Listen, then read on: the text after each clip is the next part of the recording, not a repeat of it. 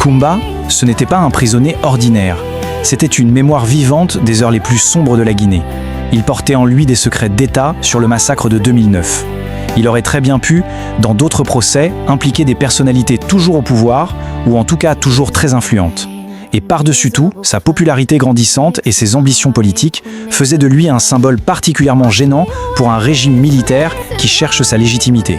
Et là, on en revient à la question la plus classique de toutes les enquêtes criminelles, qui se pose ici avec une force particulière.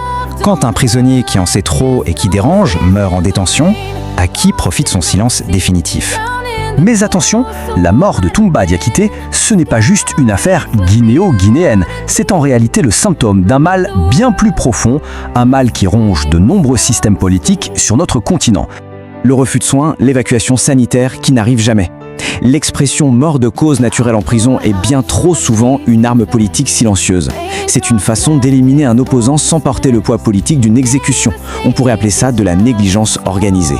Ce que cette affaire révèle, c'est la vulnérabilité extrême de n'importe quel citoyen face à un appareil d'État qui contrôle tout. La police, les prisons et la justice. La leçon est brutale, mais elle est claire.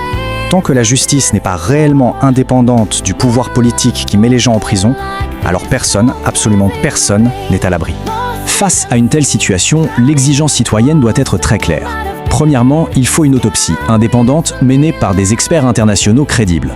Deuxièmement, il faut une transparence totale de la part des autorités guinéennes.